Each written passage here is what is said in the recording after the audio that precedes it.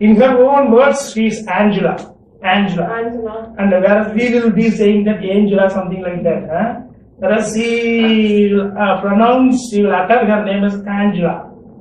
Angela, she is from UK. From UK. Okay, and all the way she has come here to do her research in child education. Child education. And we have been in touch with her for, I have heard about her some 6 to 7 months back itself. Oh. But we could meet only 2 days back, 2 or 3 days back. It may be due to because of the conspiracies of some political parties that they delayed that they delayed ourselves also coming and meeting smart people. Okay. Now it has been formulated, done. She will share her experience in India, especially in Tamil Nadu, especially that too in Madurai and in and around Madurai, Kovilpatti and other areas. Or what are the things she gathered, she could experience while she was in the field of getting the information related to that of doing her research. Before my research also. Yes, everything related to that of child education.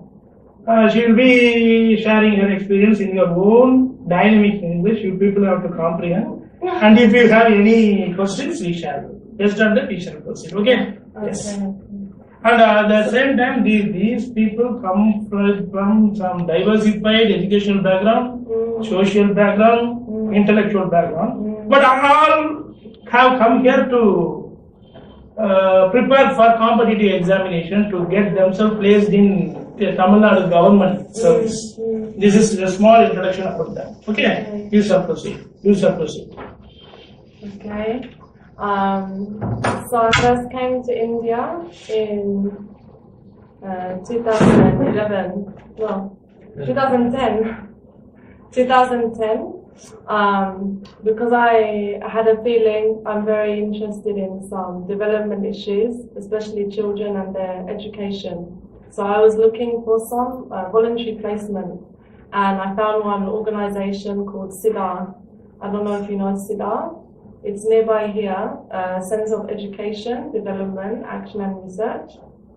And I found my experience so very interesting, and so many things I learned which I didn't expect to learn. I just had open mind, and I came and I realized there's so many things happening in the education system, particularly the government schools in the rural area, in Kovilpatti area. This is the field area of SIDA.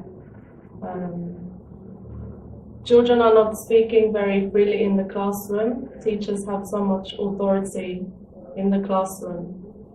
And even I cannot understand the language, but I feel there's so many constraints on the children, and this is affecting their learning. This was my initial feeling, and it made some interest in me to study this further.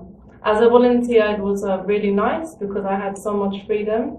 The director and project coordinator, they told me you can plan any activities with the children because they have some children's collectives there. And I really had a really interesting time.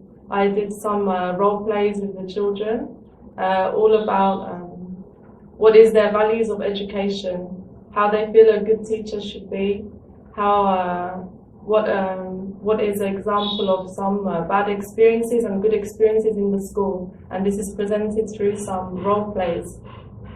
And younger ones, we did some pictures and cartoons like that, and I learned so many things, and I feel that this was something, I hope, very beneficial for the children. And I feel that children, Tamil Nadu children, they are very enthusiastic, they have so much energy, and they are so willing to learn. And it's very happy, like I felt so happy because many children in the UK, they don't appreciate anything. They are not very grateful for their education. But here, those children, they are so grateful and they want to learn. And I felt like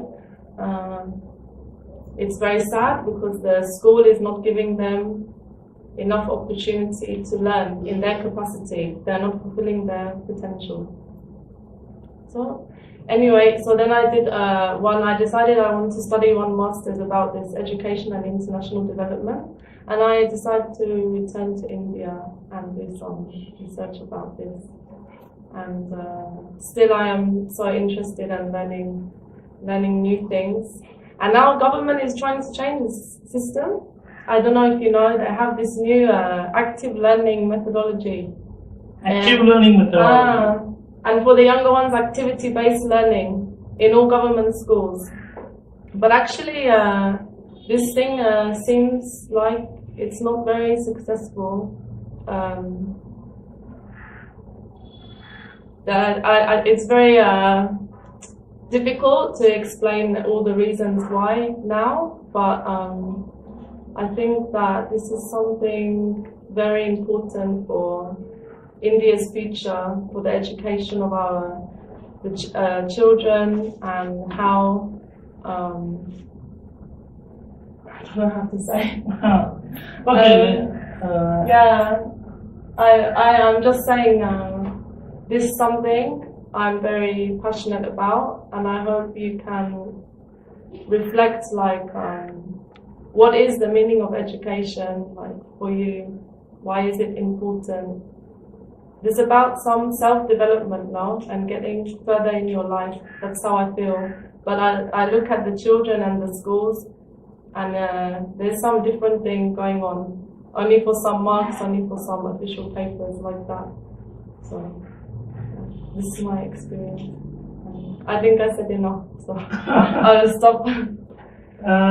Your field experience related to that of this research, could you narrate any particular incident or particular personality, even from a child, a student, that disturbed you very much emotionally? Any incident or any personality case that disturbed you very much emotionally? Can I say an incident? Incident. Actually, I realized afterwards, because after translation was done for me, in one school, we are talking to the HM, and one child came and said, there is one fire happening outside, to the HM. He just said, okay, leave it, and just go. Nothing, didn't do anything. A few minutes later, another child came, and their skin is burnt under the eye and on the eyelid because of this fire. And even still, the HM is not showing so much concern for this child. He just shouts for one teacher to come, and she just says something, and she just puts some water thing, and all of this thing happened because there's not enough teachers in the school. So the children are freely outside playing. There's one fire, there's nobody to watch them, they're not in the class. They're just like that left. And I felt so like, there's some basic things that is happening, which I felt like, this should not happen. So yeah. So that disturbed you? Yeah, it disturbed me.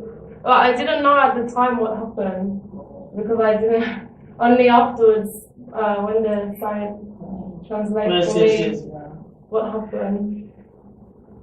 So I was just confused, why this child, what happened to the child? And you couldn't follow it up, You couldn't follow it up, The particular HM seemed to be unsympathetic, uncompassionate, yeah. So that affected you?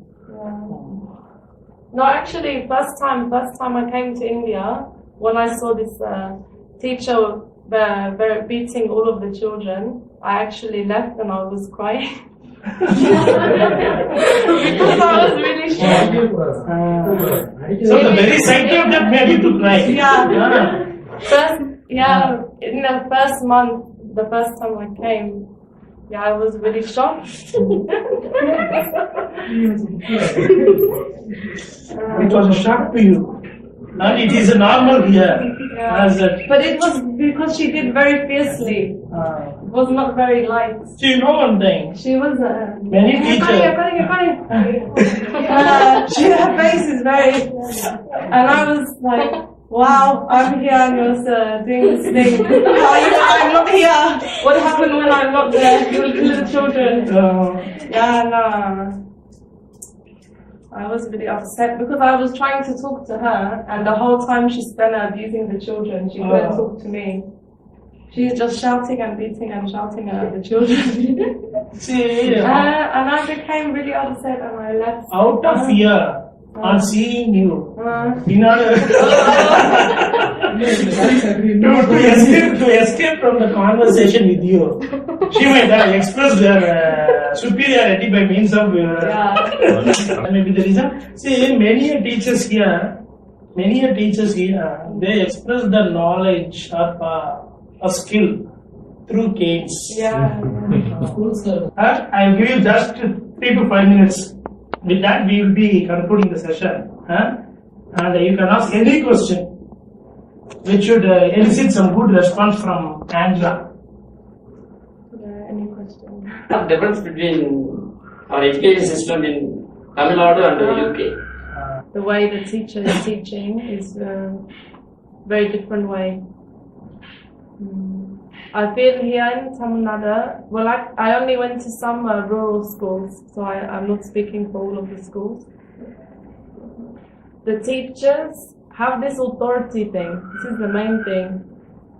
And they present themselves as some higher person who knows everything and has all of the knowledge. And children never question. They never put their hand to ask a question. This is the main difference.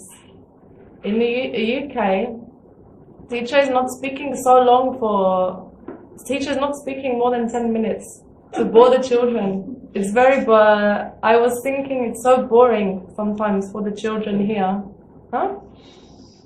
They are just talking, and I don't know. I don't understand where is the learning, what is the learning process. I don't know how to explain.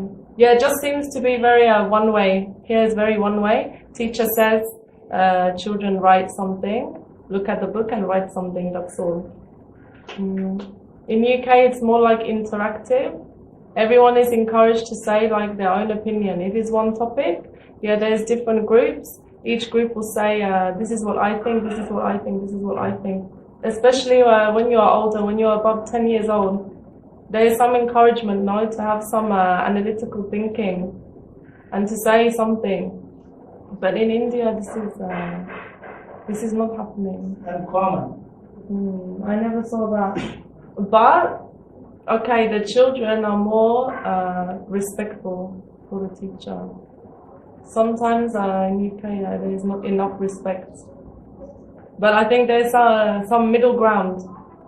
There needs to be some middle ground. In my opinion. That you told that our children are very respectful. and they are very enthusiastic. You told that while comparing to UK students, I'm just happy about it. And I just want to ask one question.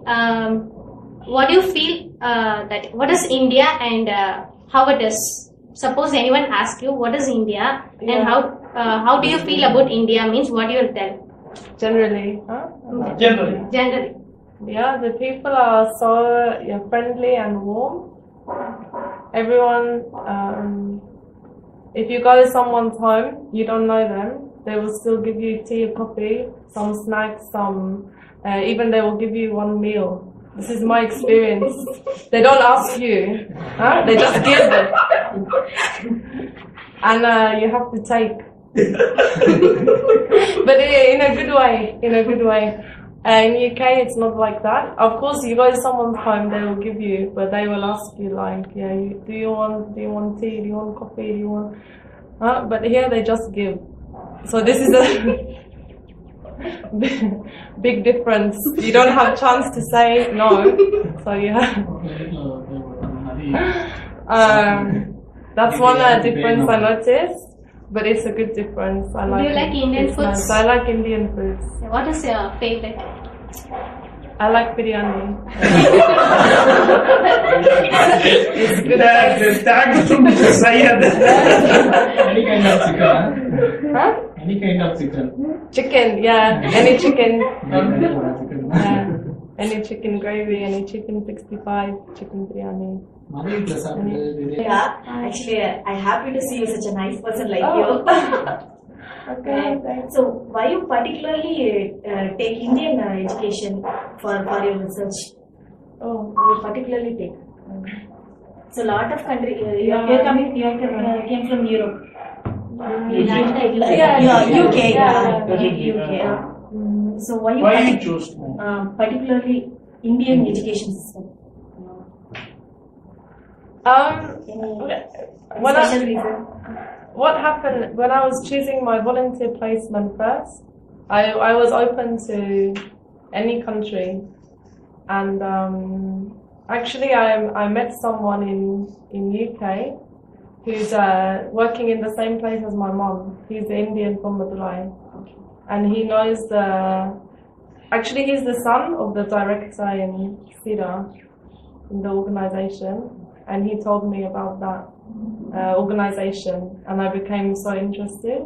So I just chose like I would come to India, and also like some because I was looking for somewhere out of Europe, no, and I always was interested in Asia. I don't know why, because before I lived in Hong Kong 1 year and China, and I said I never saw the other part of Asia. I never saw India. And some people saying some African countries are dangerous, like that. So I just chose India. I don't know. I just found out about the organization, came to India, and I liked it so much. So I decided to come again for my research.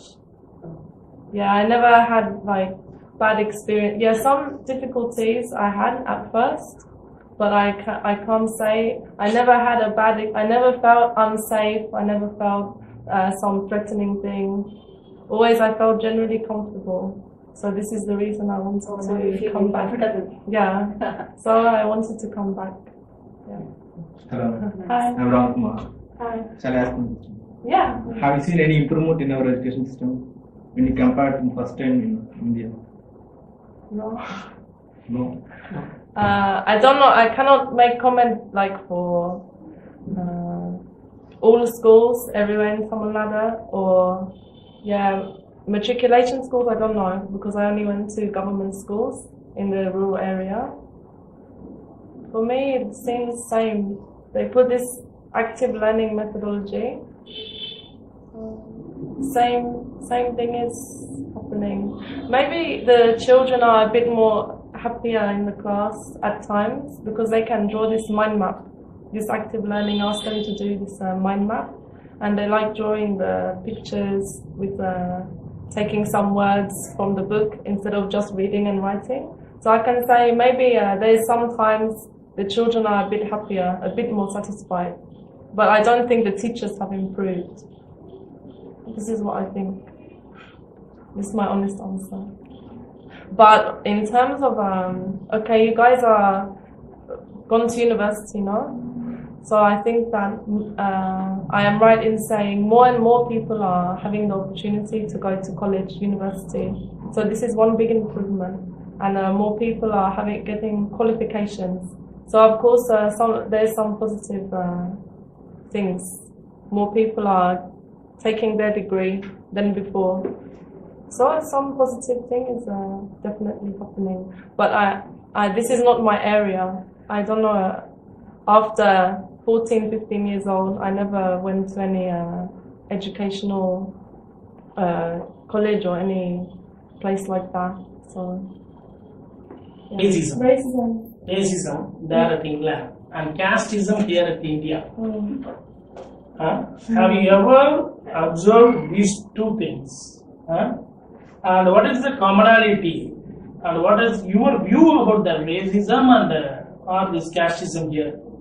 Your view as a teacher researcher, I'm not teacher. as a child researcher, child educational researcher, what is your view? You need to know, or you need to say something about this law. You should have some idea.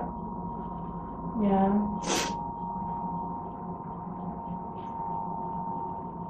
Yeah, definitely in the areas I visited, I can see some caste issues are there. Yeah, I remember first when I go to some villages, the village is split now. On one side is the scheduled caste, then is the backward caste or the backward caste. And yeah, the homes are not the same for those scheduled castes. Very obvious difference. This is the main, one example of the most obvious difference which I saw. They are not living in sufficient homes. And I felt I had some feeling like, this is not right to separate the people and make some worse living conditions very blatantly, no? Very Yes, openly. So this is something that stuck in my mind. This was one of my first experiences. And even I have some focus groups with the children, and many of them tell me like teachers, they don't treat us same way as the other caste. If we are, even we write some correct thing, they will mark as wrong because they want us to have less discrimination. Basically, they want to keep those children down. Yes, yes. So this is my things that have stuck in my mind about the caste. And in UK, racism is a different thing. It's not the same, really the same issue. But you can say that in areas when then we say ethnic minorities, there's many other nationalities are there. Not just English people, no.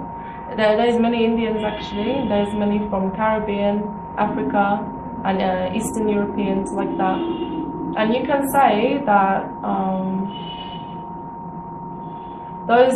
many of those people, maybe they are not living in the same conditions as those British or those who have lived there for a long time. Even actually those minorities, many are British because many came from the generation before ours, their parents came. But still maybe there is some perception that those people cannot come up. And I think it's same with caste. Maybe there is it's not really spoken. I don't think it's not spoken, but there is some dark thing maybe some people have in their mind like, oh, they are this SC caste, so they cannot come up in the society. Maybe there's something there, I think.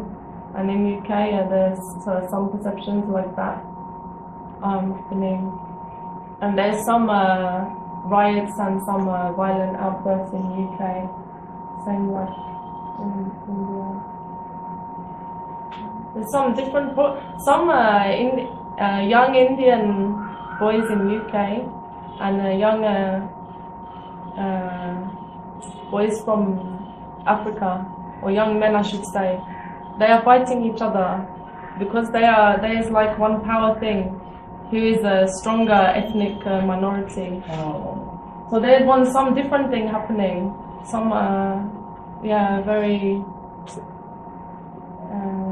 you cannot say it's white British against others. No. Even this ethnic happening within the ethnic minorities. So maybe you can draw some parallels with India and even within the backward caste and within the scheduled caste, no? But to be honest, it's very hard for me to understand the caste thing sometimes. I don't, because I don't know, when I look someone, everyone is same for me, everyone is Indian, everyone is same. Even not Indian, every person is same. I don't care with anything, which country you're from or which your origin or caste thing is very alien for me. Alien concept for me. So, but this is my my experience. And I think basically in this day and age, every country and every nation is saying they're very equal and there is no discrimination, but something is still there. And you can say that for caste and you can say that for this racism thing. It's not impossible, but an asking. Education minister at England or in India? In India. In India. What do you just to improve our education system? I would make just like a better system. There's something wrong with the way in which teachers are trained, I think. The way in which they are able to become a teacher. There's something wrong with this process. I'm not sure the details, but definitely there's something wrong from my interactions with teachers. So I would change, I would make it harder to become a teacher, basically. More rigorous trainings and more,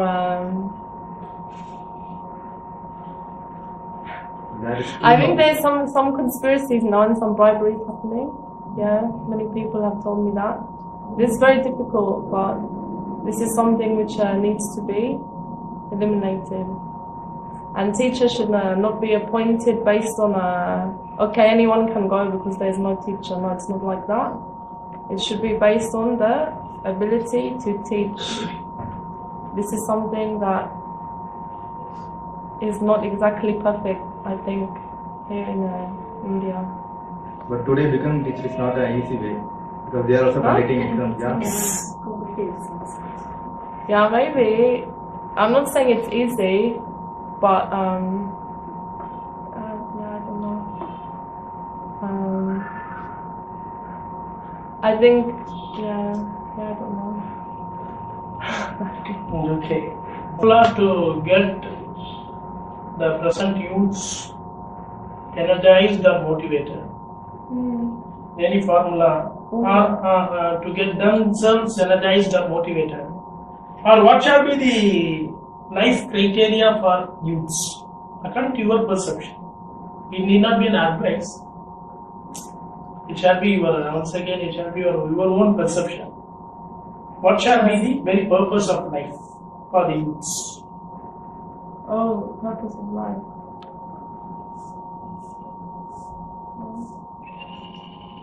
Youth, you mean 14 to 18 years, like this age, or children? Yes, that's normally, yeah.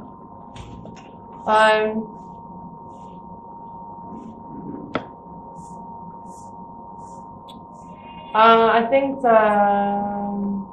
there should be some perception of uniqueness now. I am a person, I have my own talents, I have my own strengths, weaknesses. This should be something, yeah, if I want to do some work with some young people, then I think this is important for them to know and realize and reflect upon this. And only then you can make really the correct decisions. At that age, you need to feel like, have some idea, not based on what others tell you, or some family pressures, or some peer pressure. No, this is not the correct thing. It should be about the recognizing the talents and following your feeling like that. Yes, this is not the same. This is the same thing that was told by our SP here, Ashraji. While we were speaking about the choosing of one's career, he was pointing out more or less the same point. And wherever he goes, he is speaking the same point. Even in the Hindu Education Plus program, something like that. I was very impressed on your talk, and I was very happy that children in India, while comparing to UK, is better. And they are very energetic. I'm just very happy about it. And you answered all the questions with different perception, and I like it. And I'm just, on behalf of Spark Institution, and thank you for coming here and to motivate us. And I'm just very impressed on your talk. Thank you so much. Thank you.